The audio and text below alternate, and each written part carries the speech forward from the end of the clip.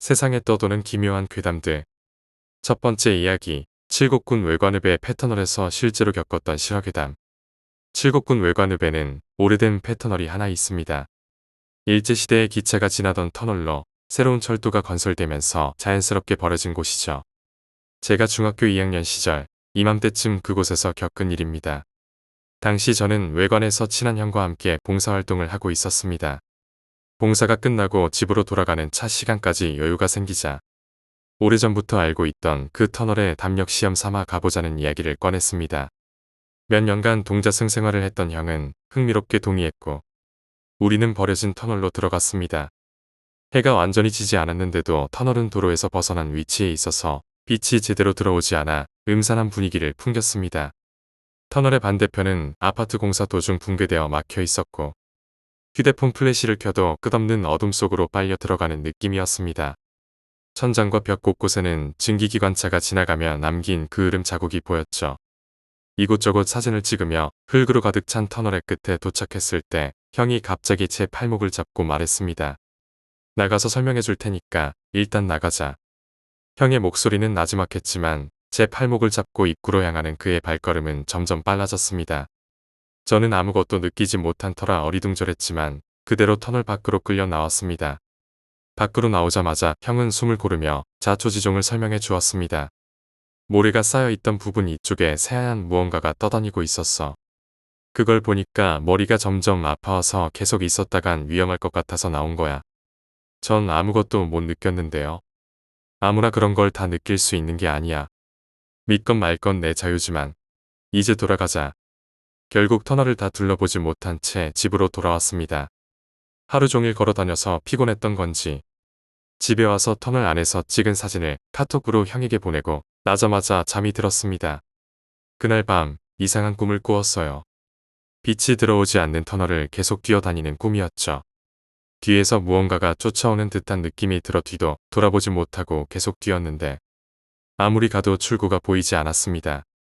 꿈에서 깨어난 후 온몸이 식은땀으로 젖어 있었고 잠을 다시 청했지만 찝찝한 기분이 가시질 않았습니다. 다음 날 아침 형에게서 답장이 왔습니다. 형은 사진 한 장을 보내왔는데 어두운 터널 안을 찍은 사진이었고 바닥에 빨간 동그라미가 쳐져 있었습니다. 제가 그게 뭐냐고 묻기 전에 형에게서 다음 메시지가 도착했습니다. 찍은 사진들 다 지워라. 한 놈 기어온다. 두 번째 이야기, 노크. 2018년 12월 22일에 있었던 일입니다. 저는 경기도 남부에서 동네 주민들이 다 아는 오래된 피자 가게를 운영하고 있습니다.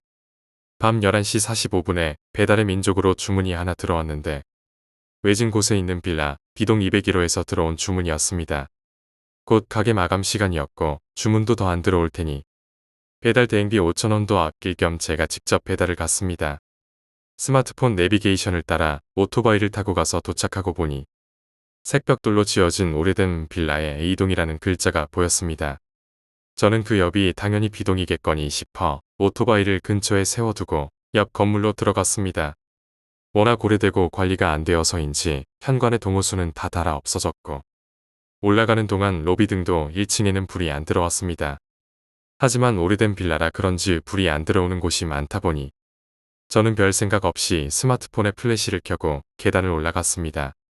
201호에는 연두색으로 페인트 칠한 문에 부적이 붙어 있었습니다. 뭔가 거창한 건 아니고 입춘대길이라고 써진 부적이었습니다. 201호가 맞는지 확인하고 가볍게 문을 두드리니 안에서 네 하고 여자 대답 소리가 들렸습니다. 곧 사람이 일어나는 소리가 났고 거실에서 방으로 터벅터벅 들어가는 발소리가 났습니다. 오래된 빌라라 그런지 걸을 때 바닥이 울리는 게 더 잘 들리는 것 같았습니다. 선결제를 했으니 지갑을 찾을 필요 없이 받기만 하면 될 텐데 싶었지만 무슨 사정이 있을지 모르니 조금 기다리기로 했습니다. 그렇게 어둠 속에서 3분을 기다렸는데도 사람이 나올 기미는 보이지 않았습니다. 저는 다시 노크를 하고 초인종을 눌렀지만 대답이 없었습니다. 문 너머와 위층에서는 예능 프로그램에서 나오는 웃음소리가 들리고 있었습니다. 기다리는 동안 얼핏 들어보니 201호에서는 강호동 씨 목소리와 웃는 소리가 들려와 아마도 아는 형님을 보는 것 같았습니다. 혹시 화장실이라도 간 건가 싶어서 노크하고 또 기다렸다가 더는 기다릴 수 없어서 안심번호로 전화를 했습니다. 다행히도 전화는 금방 연결됐습니다. 피자 배달 왔습니다. 문 좀 열어주세요. 주문한 분은 야근하면서 집에 있는 아이들에게 야식을 시켜준 것 같았습니다. 제가 지금 밖에서 일하고 있거든요.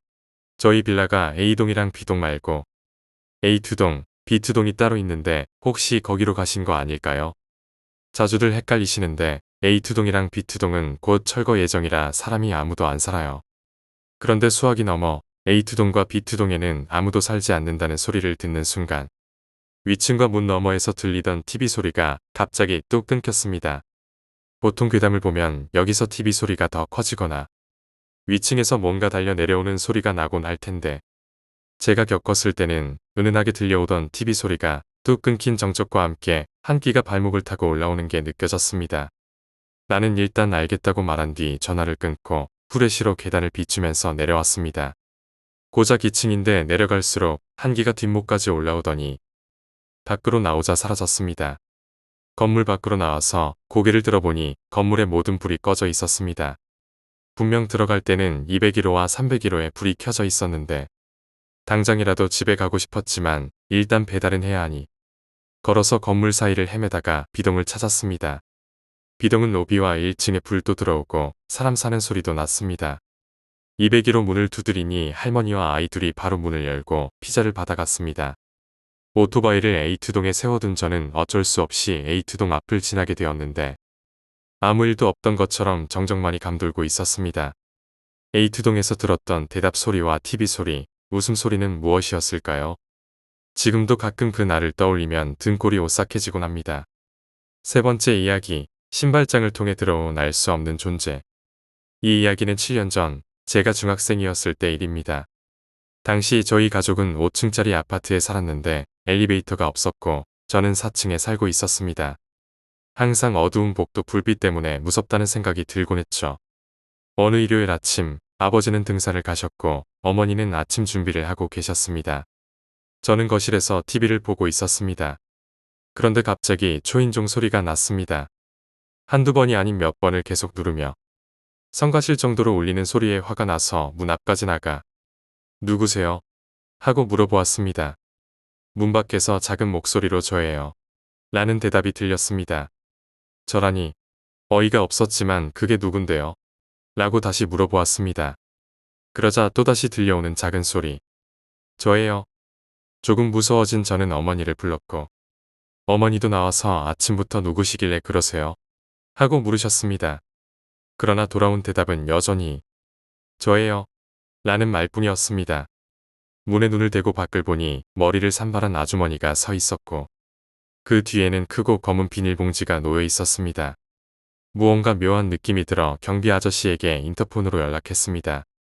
떨리는 제 목소리를 들은 아저씨는 중무장을 하고 올라오셨습니다. 하지만 아저씨가 올라오기 전에 아주머니와 비닐봉지는 갑자기 사라지고 없었습니다. 아저씨께 죄송하다고 말씀드리고 집으로 돌아오면서 분명히 방금까지도 있었는데 이상하네 하고 어머니와 이야기를 나눴습니다. 집에다 와서 문을 열려는데 5층에서 그 아주머니가 검은 비닐봉지를 들고 미친 듯이 저희 쪽으로 뛰어내려오는 것이 보였습니다. 정말 기절할 뻔했습니다. 엄마가 빠르게 문을 열고 집 안으로 들어가 문을 잠그니 그제야 조용해졌습니다. 그 후로 그 여자를 다시는 보지 못했습니다. 그 검은 비닐봉지에 무엇이 들었는지, 왜 우리에게 달려왔는지 아직도 가끔 떠올리면 소름이 돋습니다. 네 번째 이야기, 손짓. 제가 고등학교에 재학 중이던 시절 실제로 겪은 이야기입니다. 새벽녘에 비몽사몽간에 본 것이어서 진짜였는지는 아직도 알 수 없지만요. 저는 경기도 동두천시에 있는 외국어 고등학교를 졸업했습니다. 수도권 최초의 공립 외국어 고등학교였는데 전교생이 기숙사 생활을 해야 하는 학교였습니다. 저는 포천시에서 중학교를 다녔고 아버지가 군인이셔서 자주 이사를 다니는 환경이었기에 기숙사 학교가 딱 맞았습니다. 그래서 고등학교 3년 동안 기숙사 생활을 했죠. 기숙사는 학교 본관에서 걸어서 5분 거리에 있었고 당시 지행동은 지금만큼 개발되지 않아 학교 주변에 아무것도 없었습니다. 재개발로 이주한 폐가 몇 채가 남아있을 정도로 외곽이었고 학교 근처에 매점도 하나뿐이었습니다. 기숙사 뒤쪽에는 산이 맞닿아 있었는데 그 산이 조선시대 성균관 대사선까지 오른 어느 선비님의 선산이었습니다. 산에는 큰 묘역이 조성되어 있었고 기숙사 뒤쪽 창문을 열면 무덤 몇 개가 보였습니다. 기숙사 3층 정도 높이에서 창문을 열면 무덤과 바로 눈이 마주칠 수 있는 방도 몇 개 있었습니다. 그리고 고등학교 3학년 때 제가 하필 그 방을 배정받았습니다. 처음엔 창문만 열면 보이는 무덤 때문에 오싹하고 꺼림칙했지만 방을 같이 쓰던 친구들이 이전부터 친한 녀석들이라 금세 적응하며 지냈습니다. 그러던 중 수능이 얼마 남지 않은 8월 어느 금요일에서 토요일로 넘어가는 새벽에 저는 그 방에서 이상한 것을 보고 말았습니다. 자다가 깨어난 저는 목이 말라 책상 위에 떠놓은 물을 마시려 일어섰습니다. 그 순간 책상 너머로 보이는 더워서 열어둔 창문 밖이 눈에 들어왔습니다. 순간 눈을 의심할 수밖에 없었습니다. 창문 너머 보이는 무덤 앞에 희뿌연 무언가가 떠 있었습니다. 저는 시력이 좋지 않아 안경을 써야 앞이 제대로 보이는데 조금 더 다가가 책상 위에 올려두었던 안경을 쓰자 그 정체를 알 수 있었습니다. 손이었습니다. 몸도 없이 희뿌연 손만이 허공에 떠서 이리 오라는 듯 천천히 손짓하고 있었습니다. 순간 등골에 소름이 끼쳐 그대로 침대로 뛰어들었습니다. 이불을 머리끝까지 덮어 쓴 채 날이 밝을 때까지 벌벌 떨고 있었습니다. 기숙사 기상 시간은 6시였는데 기상음악이 울릴 때까지 이불을 머리끝까지 뒤집어 쓴 채 정신없이 시간을 보냈습니다. 그 후 아무 일도 없었지만 사감 선생님께 이 이야기를 했을 때 들은 말이 아직도 기억에 남습니다. 어차피 너희 기숙사 뒤쪽에 있는 무덤들은 다 가묘라서 안에 묻힌 사람도 없어. 친구들에게도 이야기했지만 다들 헛꿈을 꾼 거라며 한마디씩 했을 뿐이었습니다. 지금 와서 생각해보면 그 후 아무 일도 없었고 같은 방에서 이상한 것을 본 사람도 저밖에 없으니 아마 꿈을 꾼 것 같기도 합니다. 하지만 가끔 묘한 생각이 들기도 합니다. 어쩌면 그 비어있는 가묘를 제가 들어가 메워야 한다는 뜻으로 손짓했던 것이 아닐까 하는 생각이요. 그의 수능은 망했지만 괴담 번역을 시작하며 아직도 잘 지내고 있습니다. 괴담 블로그 운영자가 인생에 딱 한 번 겪어본 기괴한 사건 이야기였습니다. 그때 그 손짓을 따라가지 않길 천만다행이었네요. 5번째 이야기, 무당 귀신. 1994년. 그 당시 필자는 전화 사건의 무대였던 지하 작업실과 유사한 환경에 그러나 훨씬 더 후미지고 좁은 서울 변두리의 단칸 지하실에서 음악 연습을 하며 살고 있었다. 4평 남짓 되는 지하 공간. 난방시설은 물론 창문도 없어 낮과 밤조차 구별이 되지 않았고 싸구려 방음벽으로 온 내벽이 시커먼 색으로 도배되어 있었으며 수도관마저 파열되어 물을 틀기만 하면 천장에서 물방울이 뚝뚝 떨어지는 말 그대로 음침한 곳이었다. 자정 무렵이면 잘 닫히지 않는 철문 틈으로 계단을 타고 내려와 먹이를 달라던 한 마리 굶주린 검은 고양이의 괴괴한 울음소리마저 차라리 반갑게 느껴질 정도로 고촉함과 음습함이 감돌던 그곳. 환경이 이랬던 만큼 이곳에서 살던 1년 남짓한 기간 동안 도무지 잠자리가 편하지 않았다. 그래서인지 매일같이 악몽에 시달렸고 정말 온갖 종류의 악몽을 그 시기에 꾸었다. 그러나 지금 기억에 남는 건 별로 없다. 실제로 겪은 무서운 일도 막상 벗어나 안전해지면 술자리에 농담거리가 되기 십상인데 좁은 방 안에서의 악몽이야 뭐가 그리 공포스럽게 기억에 남아있겠는가. 10분의 경우도 아무리 무서운 악몽을 꾼들 불과 며칠밖에 기억되지 못하고 잊혀지곤 할 것이다. 나에게도 마찬가지다. 그곳에서 꾼 수많은 끔찍한 악몽과 약간의 음산한 기억들이랄까. 그러나 나의 삶이나 정신에 아무런 영향도 미치지 못했을 뿐더러 이미 다 지워진 채 이제는 기억조차 나지 않으니 말이다. 그렇다. 오직 그 일만 빼면 말이다. 그 일이 처음 찾아온 것은 어느 날 낮잠을 자고 있던 중이었다. 꿈속에서 나는 어머니와 함께 조선시대의 장터를 걷고 있었다. 흰 옷을 입고 상투를 튼 사람들이 북적대는 한낮의 장터는 활기로 가득 차 있었고 어머니와 나는 점심을 먹으러 국밥집을 찾고 있는 중이었다. 그때였다. 한쪽 모퉁이에서 소란스러운 소리가 들려왔다. 고함 소리 같기도 하고 노래 소리 같기도 한 나이든 여자의 목소리와 함께 사람들이 웅성거리며 그곳을 피하고 있었다. 뭔가 이상했다. 나는 지나가는 아저씨에게 무슨 일이냐고 물었다. 그는 시끄러운 쪽을 힐끔거리며 두려운 목소리로 말했다. 가끔씩 나타나는 미친 무당년이 또 나타났네. 그 말을 듣는 순간 나는 웅성거리는 사람들 틈새로 멀리 무당의 얼굴을 볼 수 있었다. 더럽고 희멀건 소복을 입고 지저분한 머리를 휘날리며 서 있는 무당의 얼굴은 멀리서도 한눈에 알아볼 수 있을 만큼 눈에 띄었다. 그 얼굴을 보는 순간 온몸에 소름이 돋았고 불길한 느낌에 나는 어머니를 이끌고 서둘러 그곳을 빠져나왔다. 잠시 후 우리는 국밥집에 도착해 자리에 앉았다. 하지만 그곳 역시 뭔가 괴이한 분위기에 휩싸여 있다는 느낌이 들었다. 비정상적인 시공간에 들어와 있는 것 같았다. 뭔가 뒤틀려 있고 사악한 기운이 숨어 있는 듯한 직감. 나는 불길한 느낌을 애써 무시하며 어머니와 함께 국밥이 나오기를 기다리고 있었다. 바로 그때였다. 그것이 나를 찾아온 것은 내 왼쪽 볼에 갑자기 뜨거운 입김이 와닿았다. 어떤 것이 내 옆에 바짝 붙어 있었다. 뜨거우면서도 역겨운 그 입김은 따뜻한 난로불의 온기와는 다른 느낌이었다. 마치 썩어가는 고기가 내뿜는 열기와 같은 끈적하고 찝찝한 감촉의 입김이었다.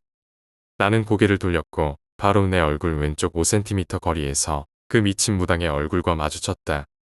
그 무당의 얼굴은 정말로 섬뜩했다. 지금도 그 얼굴을 선명히 기억할 수 있다. 얼굴은 허옇게 마치 분칠을 한 듯 퉁퉁 부어 있었다. 눈은 반쯤 감겨 있었고 백발이 섞인 머리카락은 풀어헤쳐져 있었다. 그 표정엔 광기가 가득했고 그 얼굴은 유령이나 악령보다는 오히려 부패하는 시체의 얼굴에 가까웠다. 나는 그 모습을 마주하는 순간 깜짝 놀라 눈을 번쩍 뜨며 잠에서 깨어났다. 그러나 몸은 움직여지지 않았다. 나는 가위에 눌려 있었다. 사실 가위 눌림은 어릴 때부터 수백 번 겪은 터라 내게는 낯선 경험은 아니었다. 가위에서 풀려나는 방법도 잘 알고 있었기 때문에 몸에 힘을 빼고 생각을 털어내며 릴렉스하려 했다. 하지만 그날은 뭔가 달랐다. 가위가 전혀 풀리지 않는 것이다. 점점 당황해지고 있을 무렵 왼쪽 귓가에 난데없이 작은 목소리가 들려왔다. 어딜 가니? 나랑 놀자. 그 목소리는 유혹적인 젊은 여자의 목소리였다. 온몸이 굳어버린 채 공포를 넘어선 경악에 사로잡혔다. 잠시 후 그 목소리가 다시 들려왔다. 나랑 놀자니까. 내가 재밌게 해줄게. 순간적으로 정신이 번쩍 들며 나는 현실적인 위기감에 사로잡혔다. 뭔가 사악한 것이 나를 유혹하고 있어. 다시 그 목소리가 들려왔다. 나랑 놀자. 그 웃음소리를 듣는 순간 황당함과 공포를 벗어나 이 상황에서 벗어나야만 한다는 의지가 생겼다. 그리고 이해할 수 없는 힘이 속에서 쏟아오르며 나는 거의 반자동적으로 외쳤다. 내 인연 어디라고 감히 이따위 수작을 부리느냐. 빨리 사라지지 못할까. 이상하게도 조선시대풍의 호통이 내 입에서 튀어나왔다. 첫 음절이 나오자마자 가위가 풀리며 나는 벌떡 일어나 앉았다. 그리고 나는 내가 하는 나머지 말들을 앉은 채로 듣고 있었다. 그렇게 약 1분 정도 멍하니 앉아있던 나는 밖으로 나가 담배를 한 대 피우고 다시 들어왔다. 별다른 후유증 없이 다시 자리에 누워 잠이 들었다. 괴이한 상황이긴 했지만 담배를 피우며 오후의 햇살을 보고 나니 그저 특이한 가위 눌림 정도로 여겨졌다. 내가 원래 겁이 없는 편이기도 했고 귀신이 인간을 이길 수는 없다는 소신이 있었기 때문이었다. 그러나 이 일은 여기서 끝난 것이 아니었다. 보름쯤 지났을 때 나는 똑같은 꿈을 다시 꾸게 된다. 조선시대의 장터, 미친 무당, 그리고 얼굴 옆으로 불어오는 뜨거운 입김. 그리고 또다시 들려오는 그 목소리. 가지 말라니까. 나랑 놀자고. 이번에도 마주친 무당의 얼굴은 그대로였다. 푸른빛이 도는 허옇고 퉁퉁 부은 얼굴에 휘날리는 머리카락. 그리고 광기 어린 표정. 나는 꿈속에서 다시 무당에게 소리쳤다. 내 인연 어디라고 감히 이런 짓을 하느냐. 그때서야 가위에서 풀려나 잠에서 깨어났다. 온몸은 식은땀으로 젖어 있었다. 침대에서 일어나 곧장 밖으로 나가 구멍가게에서 오렌지 주스를 사 마시며 길가에 쭈그리고 앉아 담배 한 대를 피웠다. 아침 7시경이었고 밖은 이미 환해져 있었다. 약 10분 정도 앉아 있다 보니 공포는 점차 가라앉고 다시 지하실로 돌아가 잠을 자야겠다는 생각이 들었다. 그러나 별 생각 없이 지하로 통하는 계단을 내려가다 중간쯤에서 나는 움찔하며 멈췄다. 이상한 한기와 함께 설명할 수 없는 강한 저항감이 지하실로부터 느껴졌다. 그것은 마치 물속을 걸어 들어가는 듯한 저항력이었고 수백 개의 바늘이 내 몸을 찌르는 듯한 전기 충격이 몸 전체를 휘감았다. 그 순간에는 정말 겁이 났다. 당장 이곳을 나가야 해. 도망쳐야 해. 하는 생각이 들었다. 그러나 그 순간 왠지 모를 오기가 발동하며 여기서 도망가면 계속 쫓겨다닐 거야. 내 힘으로 이걸 물리쳐야 한다. 라는 생각이 들었다. 어렵게 저항감을 이겨내며 한 걸음씩 계단을 내려간 나는 지하실의 문을 활짝 열고 눈을 부릅뜬 채 방으로 들어갔다. 특별한 형체는 보이지 않았지만 강력한 압박감이 온몸을 휘감고 방 안은 차가운 바람이 돌고 있었다. 그곳에는 요기와 광기가 뒤섞인 기운이 가득했으며 마치 전기에 감전된 듯한 충격이 계속 몸을 때렸다. 그 순간 나는 방 안쪽에 앉아있는 영혼 가득한 분노를 내뿜고 있는 어떤 존재를 명확하게 느낄 수 있었다. 말로 표현할 수 없는 무언가, 오직 분노로만 이루어진 듯한 존재였다. 그것이 내뿜는 기운은 압도적이었고 숨이 막힐 정도로 강력했다. 하지만 나는 물러설 수 없었다. 물러서면 죽거나 미칠 것 같다는 강한 본능이 나를 붙들고 있었다. 그때 나는 이해할 수 없는 행동을 시작했다. 그 자리에 버티고 서서 한 번도 내본 적이 없는 굵고 낮은 저음의 목소리로 그 존재에게 호통을 치기 시작한 것이다. 그 목소리는 나의 의지로 나온 것이 아니었다. 내 입에서 나온 말은 마치 다른 사람이 대신 말하는 듯한 이질적인 느낌을 주었고 지금도 그 말을 정확히 기억하고 있다. 너의 한과 고통은 짐작할 만하지만 이렇게 사람에게 해를 끼쳐 한을 풀려 한들 무슨 소용이겠느냐. 이제 가야 할 곳으로 가거라. 순간 그 자리에 서 있는 나는 마치 내가 아닌 듯한 느낌을 받았다. 내가 내는 목소리를 다른 자아가 한편에서 흥미롭게 바라보고 있는 것 같았고 자아가 둘로 나뉘는 듯한 기이한 상태에 놓이게 되었다. 몇 분의 시간이 흘렀고 방 안을 감싸던 전기 같은 충격과 반발력이 서서히 줄어드는 느낌이 들었다. 나는 조심스럽게 걸어 들어가 컴퓨터 앞에 의자에 앉았다. 가라앉은 목소리로 그 존재에게 조용히 말했다. 이제 그만 떠나가라. 이제 그만해라. 그 존재가 뿜어내던 차갑고 공격적인 기운이 조금씩 약해졌다. 그리고 몇 분이 지나자 마치 아무 일도 없었다는 듯이 모든 기운이 싹 사라져버렸다. 방금 전에 공포스러운 기운과 충격이 거짓말처럼 사라졌고 나 역시 아주 자연스럽게 평소의 상태로 돌아와 있었다. 웃기게도 그 일 직후 나는 곧장 하이텔에 접속해 아무 일 없었다는 듯 채팅을 시작했다. 도무지 그런 일을 겪은 사람이라고는 믿기 어려운 행동이었지만 이상하게도 별다른 감흥이 없었다. 그렇게 모든 게 마무리된 듯했고 나는 잠시 후 침대에 누워 잠에 들었다. 그렇게 잠든 후 점심때쯤 다시 눈을 떴을 때 나는 아침에 겪은 일이 현실감 있게 느껴지기 시작했다. 유혹하던 그 분노의 존재, 거기에 대처하던 나 자신의 낯선 모습들. 내가 방금 전에 경험한 일들이 얼마나 비일상적이고 초자연적인 경험이었는지를 비로소 실감하게 된 것이다. 이 일을 사람들에게 알려야 할 것 같다는 생각이 들었다. 그래서 하이텔 공포 게시판에 아침에 있었던 일을 요약해 올렸다. 나만 알고 있기엔 아까운 일이기도 했다. 그로부터 며칠 후 기대하지 않았던 한 통의 메일이 도착했다.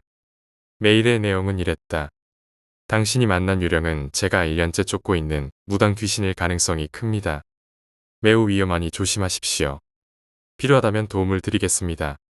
장난기라고는 전혀 느껴지지 않는 진지한 글이었다. 그러나 통신상에는 별별 사람이 다 있다는 걸 잘 알고 있었기에 나는 크게 신경 쓰지 않았다. 그저 걱정 마십시오. 나름대로 쫓아냈습니다. 라고 짧게 답장을 보냈고 그 일은 곧 잊혀졌다. 그 후로도 그 존재는 다시 나타나지 않았다.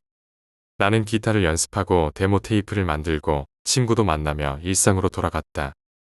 무당 귀신의 경험은 그저 특이한 체험으로 남았고 시간이 지날수록 마치 비몽사몽간에 겪은 환각이거나 꿈이었을지도 모른다는 생각으로 희석되어 갔다. 그러나 한 달쯤 후 다시 한 통의 메일이 도착했다. 이번에도 그때 나에게 연락을 주었던 사람으로부터 온 메일이었다. 문제의 귀신을 가락동 시장 근처에서 잡았습니다. 이제 아무 걱정 안 하셔도 됩니다. 짧은 내용의 메일이었지만 그 말을 보고 나는 소름이 돋았다. 그가 말하는 귀신을 잡았다는 것이 무슨 뜻인지 몰랐지만 그 말만으로도 나는 그날의 경험이 실제였음을 확신하게 되었다. 나는 그 메일이 말하는 것이 헛된 농담이나 착각이 아니라는 것을 알 수 있었다.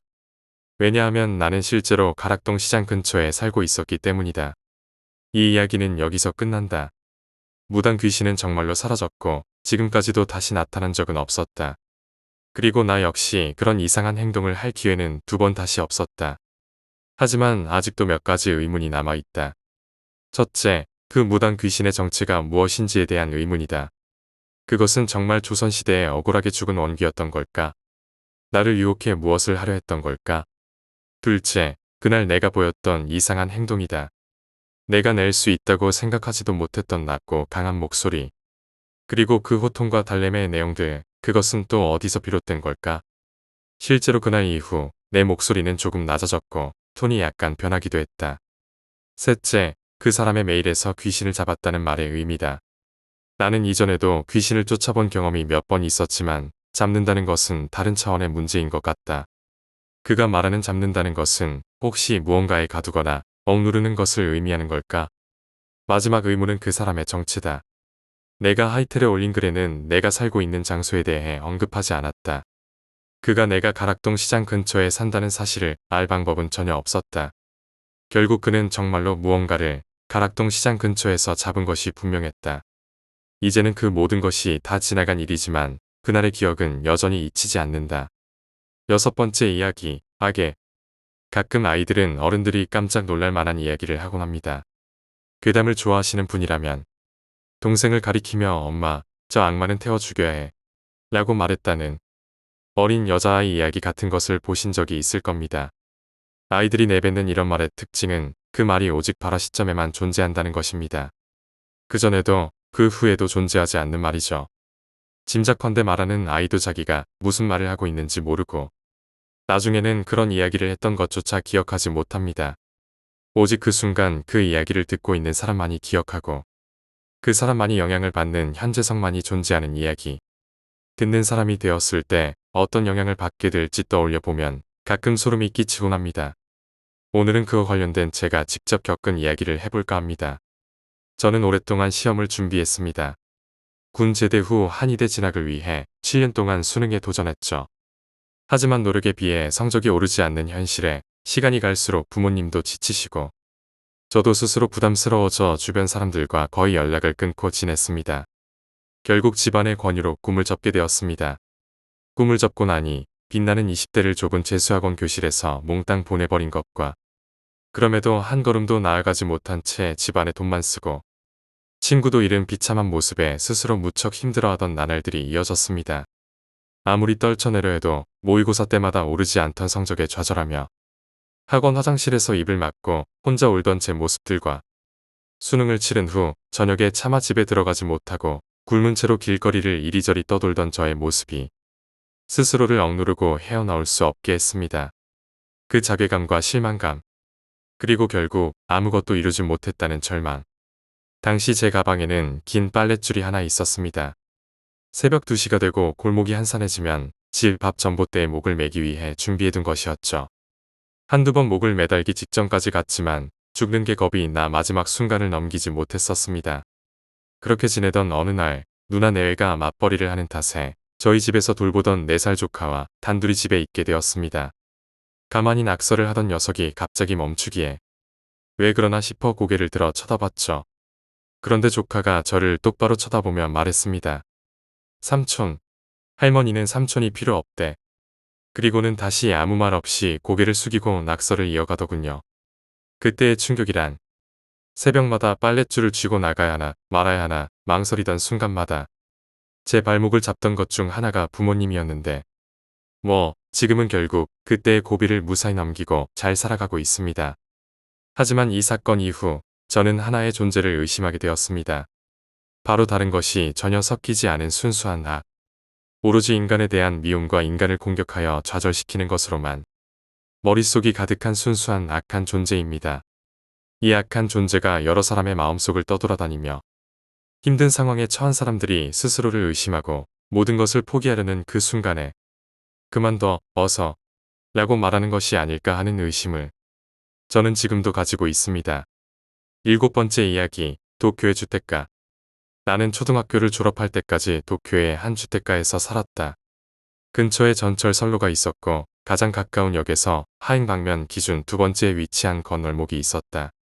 그 건널목에서는 이상하게도 사망사고가 잦았다. 열리지 않는 건널목 같은 것도 아닌데 내가 철이 들 때까지도 그곳에서 여러 사람이 죽었다. 어떤 때는 정정하고 잘 살던 근처 할머니가 건널목 가운데 정주하듯 앉아있다가 전철에 치이는 일도 있었다. 또 자주 눈에 띄던 노숙자 아저씨나 젊은 남자도 그곳에서 사고를 당했다. 그리고 어느 날 같은 반 친구의 형이 중학교 2학년이라는 젊은 나이에 그곳에서 숨을 거뒀다. 함께 있던 형의 친구는 그가 평범하게 이야기하며 걷고 있는데 갑자기 어슬렁거리며 선로로 들어갔다고 증언했다. 어리둥절하는 사이 전철이 와버렸다고 했다. 다른 목격자들도 있었고 사건이 될 만한 요소는 전혀 없었기에 결국 자살로 처리되었다. 너무 충격적인 사고였던 탓에 친구와 가족 단위로 각별히 친하지 않으면 장례식 참석을 자제하라는 지침까지 내려올 정도였다. 그 후 친구의 아버지도 일찍 세상을 떠났고 친구와 어머니는 같은 구의 반대편 동네로 이사를 갔다. 몇 달 뒤 나는 자전거를 타고 그 건널목을 지나가게 되었다. 그런데 갑자기 자전거가 못이라도 박힌 듯이 꼼짝하지 않았다. 페달을 밟아도 자물쇠가 잠긴 것처럼 돌아가지 않았다. 억지로 힘을 주어 밟으니 이번에는 선로 틈새의 타이어가 꽉 끼어 빠지지 않았다. 그때 건널목에 박아 내려오고 경고음이 울리기 시작했다. 위험해. 이러다 죽겠어. 싶었지만 이제는 몸도 움직이지 않았다. 움직여야 한다고 미친 듯이 생각하고 있었는데도 말이다. 그때 갑자기 지나가던 대학생쯤 되어 보이는 남자가 내 자전거를 들어 올리고 내 팔을 잡고 끌어주었다. 이제 됐으니까 뛰어. 그 사람이 없었다면 나도 죽었을 것이다. 그 후 얼마 지나 나도 그 동네를 떠났기에 지금도 사망사고가 이어지는지는 알 수 없다. 하지만 그 건널목은 아직도 변함없이 그 자리에 남아있는 것 같다. 8번째 이야기, 음악실 괴담. 중학교 1학년 때의 일입니다. 아직도 그 기억을 잊을 수가 없어요. 음악실에서 있었던 일이죠. 음악실은 반 지하층 제일 끝쪽에 있었습니다.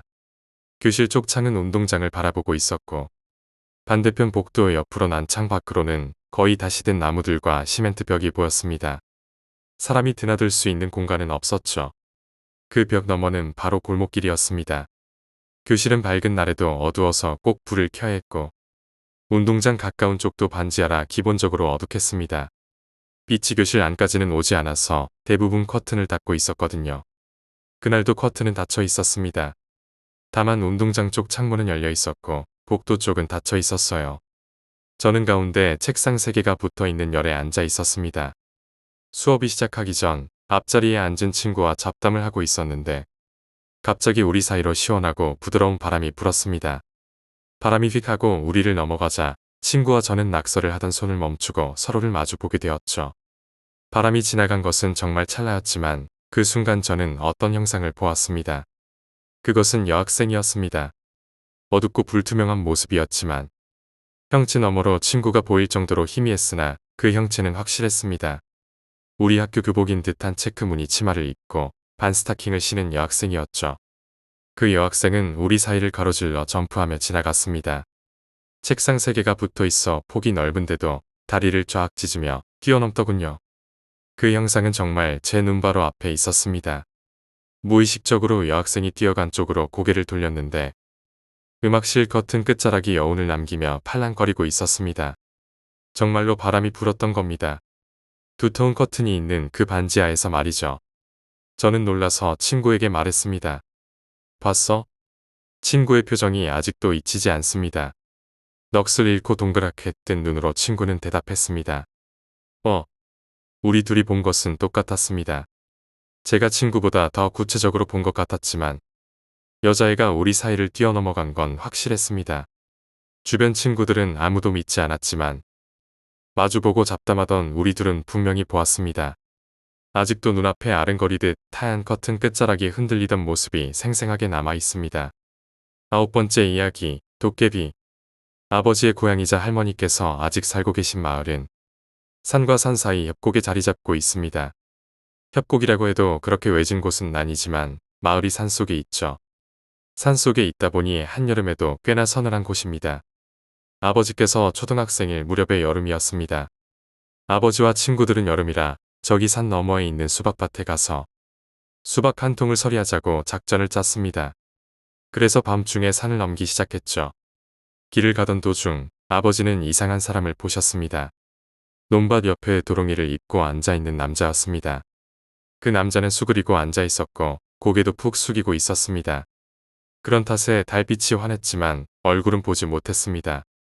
하지만 냄새는 사람의 것이 아니라 무슨 짐승의 노린내 같은 지독한 냄새가 풍기더랍니다. 더욱이 달빛에 비춰진 그 남자의 다리에는 털이 아주 무성하게 나 있었습니다. 아버지는 수박밭 주인이 서리를 감시하는가 보다 싶어 친구들에게 돌아가자고 말을 꺼냈습니다. 그런데 먼저 가던 친구들은 그 남자를 본 적이 없다고 하더군요. 아버지는 분명히 봤는데 이상해서 친구들과 함께 확인하러 갔습니다. 하지만 그 자리에는 아무도 없었다고 합니다.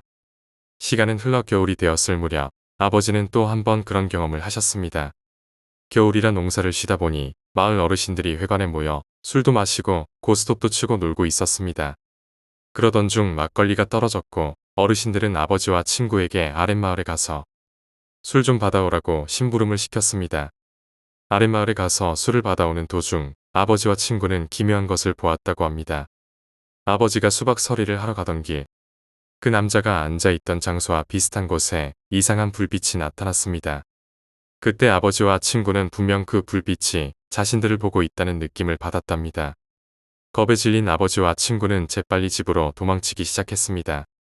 하지만 그 불빛은 계속 아버지와 친구 쪽으로 다가오고 있었습니다. 그것도 하나의 불빛이 3개가 되었다, 2개가 되었다, 4개가 되었다 하면서요. 아버지와 친구는 급한 마음에 황급히 밭고랑에 숨어 불빛을 지켜보다가 불빛이 멈춘 틈을 타서 막걸리가 담긴 주전자를 내동댕이 치고 미친 듯이 도망쳤습니다. 아마도 아버지가 보신 것은 도깨비가 아닐까요? 저는 아버지의 이야기를 진실이라 믿고 있습니다. 왜냐하면 저도 봤거든요. 10번째 이야기, 아파트 괴담. 저희 집은 저와 동갑인 오래된 아파트입니다. 아파트 뒤엔 산이 있어서 복도 쪽 창문에서 산이 바로 보이죠. 이 때문인지 창가 쪽에 있는 제 방은 여름에도 한여름이 아니면 서늘하고 낮에도 그늘진 느낌이 듭니다. 아파트 구조 탓인지 아니면 제가 유달리기가 약한 탓인지 저희 집에서 일어난 심령 현상은 거의 저 혼자 겪습니다. 여러 자잘한 에피소드가 있지만 그중 가장 인상 깊고 아직까지 겪고 있는 일을 이야기해 보려 합니다. 제가 고등학교 3학년 때였습니다. 엄마랑 둘이 거실에서 TV를 보고 있었는데 동생이 학원차에서 내릴 시간이 되자 엄마가 동생을 마중 나갔어요. 그때가 저녁 7시나 8시쯤이었고 겨울이라 이미 하늘은 어두웠죠. 갑자기 엄마에게서 전화가 왔습니다. 베란다에 흰 청 같은 게 걸려 있는 것 같은데 이불 같으니 가서 확인 좀 해보라는 거였어요. 거실과 베란다가 미닫이 문으로 연결된 구조라서 저는 전화를 끊지 않고 베란다로 나가 둘러보았습니다. 그런데 이불은커녕 빨래거리도 없었고 흰 청 같은 것도 보이지 않았습니다. 창문을 열고 아래를 내려다보니 동생과 엄마가 보였고 전화에 대고 아무것도 없는데 라고 대답했죠. 그런데 엄마가 제 옆에 흰 청 같은 것이 서 있는 것처럼 불쑥 걸려 있다는 겁니다. 가뜩이나 가위에 자주 눌리던 저는 섬뜩해져서 엄마에게 장난치지 말라고 화를 냈어요. 화를 내고 전화를 끊고 나서 베란다 문을 걸쇠까지 잠가버렸습니다. 그런데 몇 분 지나지 않아 엄마와 동생이 급하게 뛰어 올라왔어요.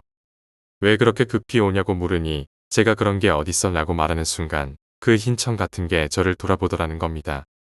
그 형태는 뚜렷하지 않았지만 그 머리 부분이 저를 향해 돌아가는 게 보였다고 하더군요. 저는 너무 소름이 끼쳐서 한동안 베란다에 나가지 못했습니다. 그 일로 끝났다면 좋겠지만 그때가 목요일이었고 토요일에 온 가족이 늦잠을 자고 일어났더니 거실에 전선 코드가 모두 뽑혀 있었습니다. 청소하다가 실수로 뽑혔을 거라고 자기 최면을 걸어봤지만 마음이 편치 않았습니다. 또 제 방 안에 있는 인형들이 모두 뒤돌아 있었던 일도 있었습니다. 그 후로는 방문마다 십자가를 걸어두었더니 잠잠해졌지만 제 방 문밖 책장 위에 있는 작은 자기 인형은 아직도 돌아갑니다. 매일 똑바로 앞을 보게 해놓아도 어느새인가 방 쪽으로 돌아가 있죠. 아직까지 별일은 없지만 자꾸 이 집에서 사는 게 불안해지네요.